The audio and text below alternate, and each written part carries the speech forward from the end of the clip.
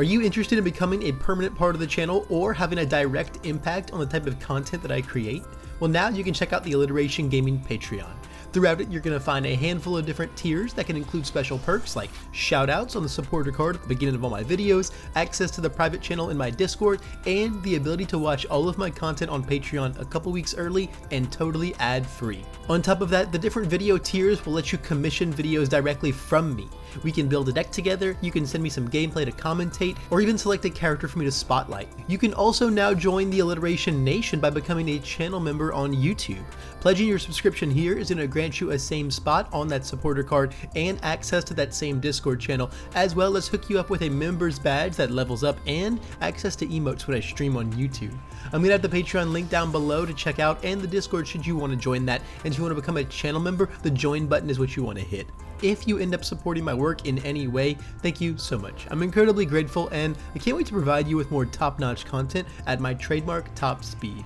Now, let's get on to the video. Good evening, my dear viewers, and welcome to another Alliteration gaming video. My name is Levi, and today we've got another one of my deck profiles. This time we're going to be revisiting, once again, my beloved, my sweet, sweet Stain 2 Dot. This time, though, we're going to be looking at him on the Void symbol.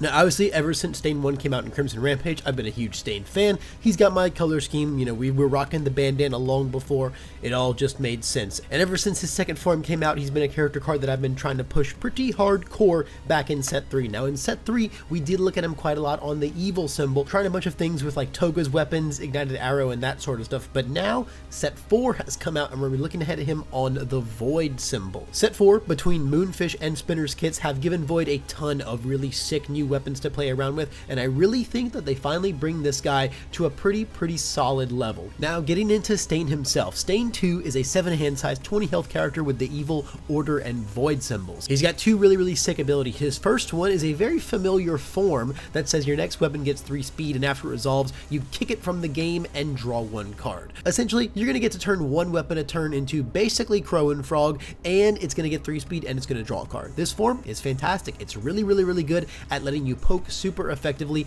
clear your card pool, and then make it easier to play even more attacks or build out from there, especially after drawing a card. He's effectively an 8 hand size character in a lot of ways. Now, the response is probably the more lackluster part of this character. He says that once per turn after your weapon attack hits them, you get to commit and freeze one of their foundations. Now, this is a pretty strong ability, and it goes very well with his whole +3 speed to 1 move, poke you, build out, sustain type of game plan. Being able to selectively commit and freeze a foundation is very strong. You're committing it during your offense, so they're not getting it to defend with, and then when they go into their turn, they don't have it to aggress into you with, and then when it passes back into you, it'll still be committed. Commit and freeze is like stun 1 over the course of 3 separate turns, which is really good, especially when you're getting to pick their best thing. Now, the trouble in paradise here comes in that a recent ruling at the HLC noted that Stain is not allowed to freeze things that are already committed. The justification for this comes in because Stain doesn't say choose a rival foundation and commit and freeze it. He just says commit and freeze, meaning that you're going to commit and then freeze. And because he doesn't say choose or target or something like that, when you're looking for the reference to freeze the foundation, you're looking to find that reference in the commit part of it. So if you didn't commit something, you're not going to be able to find the card to freeze. So yeah, by like the strictest definition of how all of those words work together, that is how Stain should function. I don't know if he just got printed poorly and they kind of had to roll with it like that, or if he was just like always intended to be bad. It's kind of weird to bring like an already pretty mediocre character down even more of a notch. But basically, if your rival fully commits out into you, or if they block and then commit with their best thing, it doesn't matter if you hit them after, because you're either going to get to freeze nothing or you're not going to get to freeze their good stuff because they've already committed it because they know how your response works. So let's get into the actual deck itself and see what new weapon cards we're going to be throwing at our rivals in Set 4 Stain 2. To kick off our attacks, we're going to look at one of the newest moves in our arsenal, and that's going to be 4 copies of Gecko Stomp. Gecko Stomp is probably my favorite opener inside of this deck. It's simply put just a 3-low for 6. It's an annoying zone, it's an annoying amount of damage, and it says that if they full block it, we get to build the top card of our deck. Now, this is super cool in Stain because it gives them a really annoying ultimatum of full block it, don't let you respond, and then you get to build the top card of your deck, or they half block it or take it, and then you get to commit and freeze something because your weapon hits them. So it's a really, really, really good ultimatum, puts them in a pretty sucky position, and it's just great to lead off your turns with. The next attack that we're going to look at is 4 copies of our new Moonfish attack, Shrapnel Tooth. Now, if Gecko Stomp is an annoying attack, Shrapnel Tooth is the biggest nuisance ever. This card is the epitome of pesky, man. It is a 3 diff, so it's super cheap to play. It's a 2 low for 3, which is just an annoying stat line because you don't really want to give up a card just to block a 3 damage move, but also it's so slow, so it feels very enticing to block, but also if you let it hit you, it's going to give the next one 2 speed. Like, it's just really, really pesky all around. And also, you just get to flip a Committed Rival Foundation with this. Flipping Passing the Torches, Specialist of Sounds, so many good things for this to flip. Also, you just get to commit and freeze their best thing if you hit them, then send this in to flip it, and it'll still be frozen, but it's also gone forever. Card's just very, very, very good. One of the really things that pushed Void weapons for me in this set was they got access to a ton of openers. What I love about all weapons is you had like Create Capture Net, right? In Evil, you had like Knife Slice, Piercing Needle, Ignited. Actually, everything was a good opener in Evil weapons. But in Void, you were really, really hard pressed to find an attack that did anything without comboing. So your first move always was just like a throwaway. But now between Stomp and Shrapnel Tooth, you have very good openers in this lineup. Next up, continuing the trend of our Moonfish attacks, we have a pair of Glacier Breakers. This card is another very, very fantastic opener. It just says that if you hit them with this for 3 or less, you just get to draw a card. Forming this in as a 7 high for 3, poking them with it, committing and freezing something, you draw a card, it removes, you draw a card, is like my favorite turn 2 play ever. It's really, really, really nice. Now, the only reason I play 2 is because we play Prone to Dry Eyes in this deck, and it's kind of like our primary win condition as far as dealing damage goes, and you really don't want to draw these like later on into those strings. Like, you actually only ever want to open with this for the most part, and also when you don't have that form speed on it, it's actually very easy to block and then doesn't really do a whole lot. However, if you do want to play more copies, I don't think it's super bad, especially because extra ones in your hand are simultaneously mid and low blocks. Now, moving into our combo cards, we're finally going to start comboing up with our Eraser Head attacks, and that's going to start, of course, with 4 Binding Cloth Assaults. This is still just Void Weapon's best source of card draw whatsoever. We are not playing any actions in this deck. I used to, but it kind of got really, really, really cloggy, not being able to like always guarantee having them. So we do just play this as a 3 mid for 5 that pitches 1 and draws 2, but that is super duper fine. That's really all it needs to do. It fuels our cards, it digs deeper for our combos, for our Blood Moon strings to go off, and of course it fuels Prone to Dry Eyes like crazy. This card is just an absolute staple when you're playing weapons on all 3 of these symbols. Now finally, when it comes to closing out games on these weapon symbols, there is no other premium candidate than 4 copies of Blood Moon Rending. Blood Moon Rending is everything. It's my favorite card in this deck, it's my favorite weapon ever, it is the absolute reason to play this lineup, and it just feels so good whenever you do get to get it off.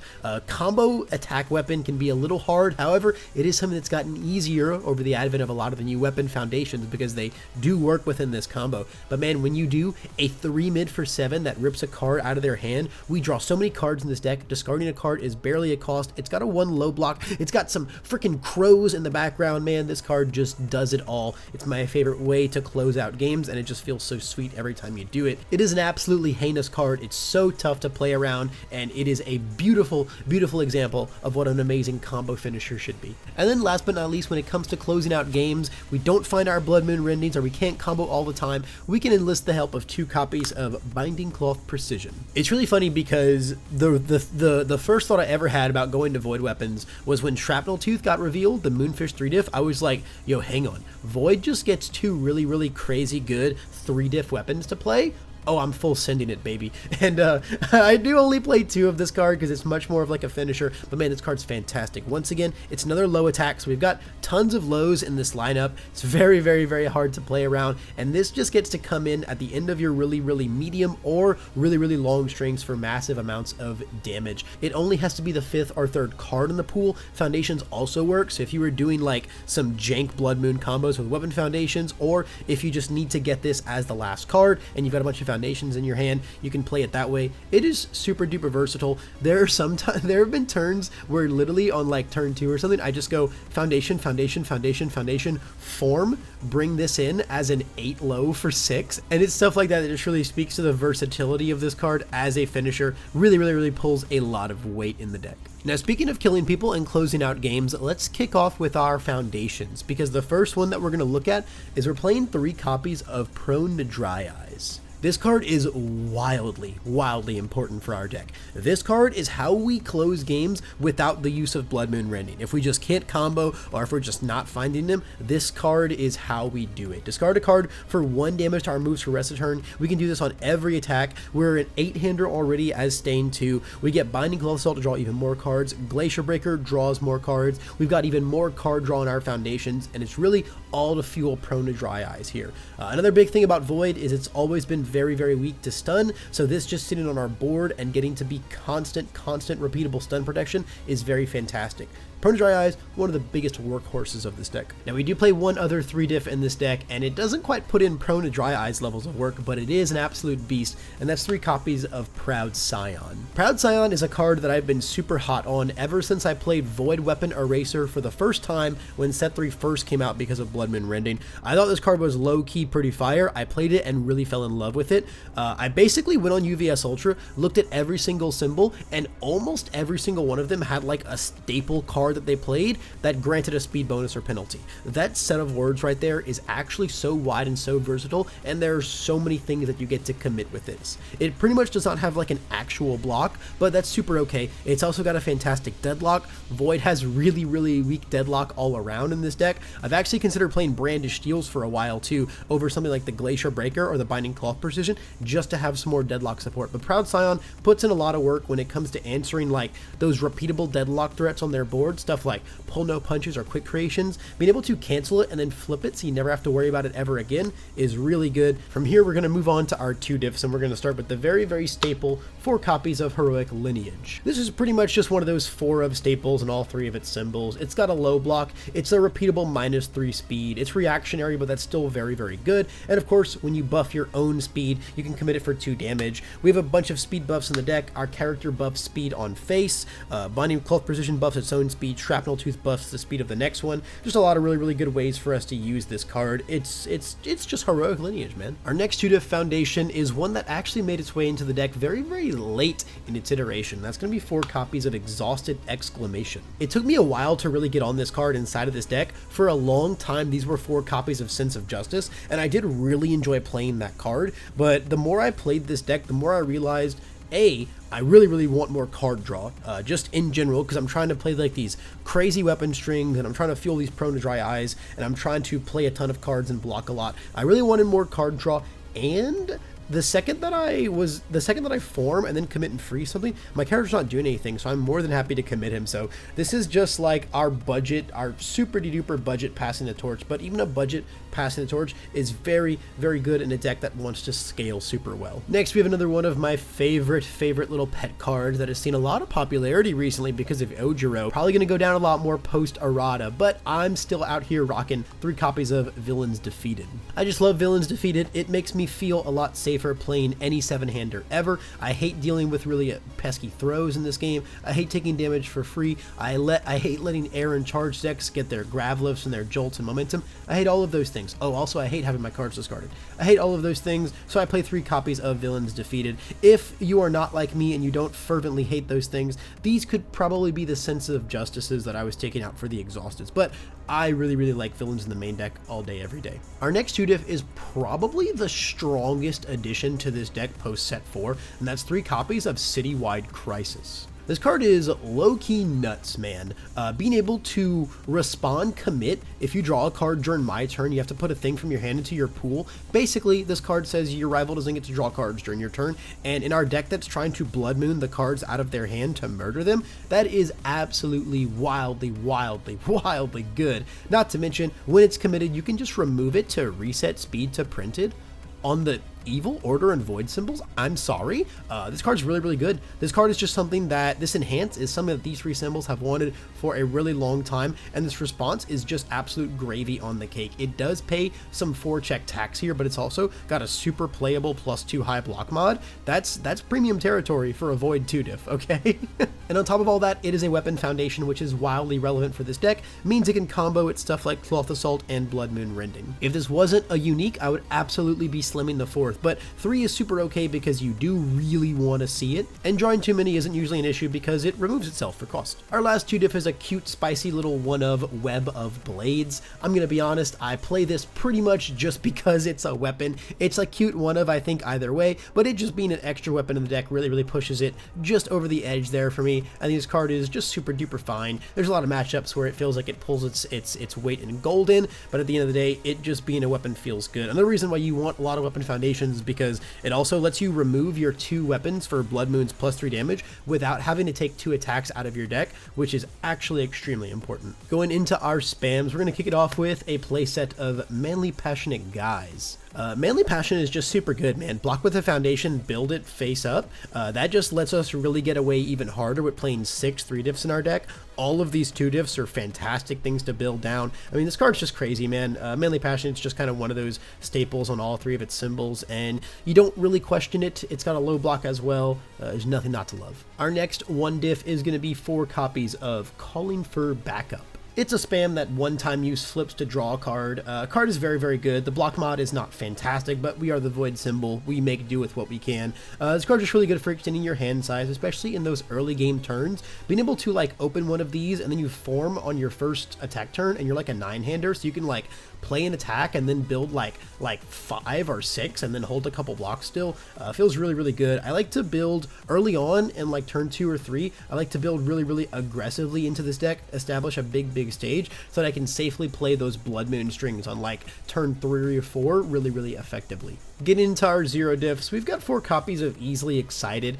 This is just a really good 0. A repeatable +1 speed once per turn every single turn with a +2 high block. Helps push a lot of those early pokes over the edge. You form, it comes in with 3 speed. Respond with this for 1 speed. Your Glacier Breaker is like an 8 high for 3. Just let me draw a card, bro. Let me commit and freeze, bro. It just again helps our poke game plan a lot. Continuing with the 0 diff Mania, because we are a 7-hand size character in the MHA card game, we play a million zeros. We're going to play 4 copies of Saving Bakugo. This card is also super good. The Void symbol was wanting a way to protect their stage for a good while now, especially after Season the Advantage kind of took over the game back in set 3. So this is super nice. Once again, not the most attractive block mod in the world, but it's a 0 with a very relevant effect, so who cares? This card protects our very important Prone to Dry Eyes from getting flipped, our very important Citywide Crisis from getting flipped. Those are 2 cards that, especially Prone, right? Prone is a card that we're very reliant on to close games out with, so we really don't want to going anywhere. The fact that they put this effect right here, flip protection, but like even better on a 0 diff is kind of insane to me.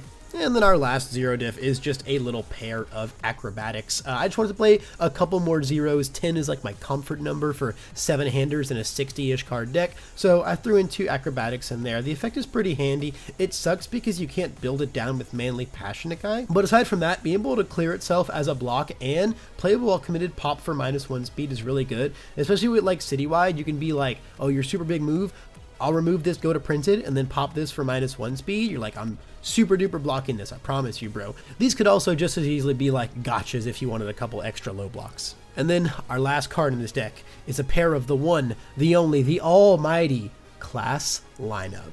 Man, this card is low-key really cracked. The way people sleep on Proud Scion, they sleep on this card as well. Once again, I looked at all of the symbols in the game and I went, huh, almost every symbol has a staple Death, Evil, or Void foundation. You get to hit so many things across this symbol spread. All of your Earth decks playing your Nomu cards, anything playing Eraser cards, anything playing these Toga cards. You hit Excited for Blood, like you hit Struggling with Studies, the Mina 2 cards. There's just, oh my god, man. Class Lineup has so many fantastic targets all day, every day. I think the only reason this card is truly slept on is because only set 3 characters can play it, and set 3 characters are not very good, aside from our recent King Ojiro. But I think that honestly being able to play this card as a set 3 character makes you inherently just a little bit stronger. I actually shudder.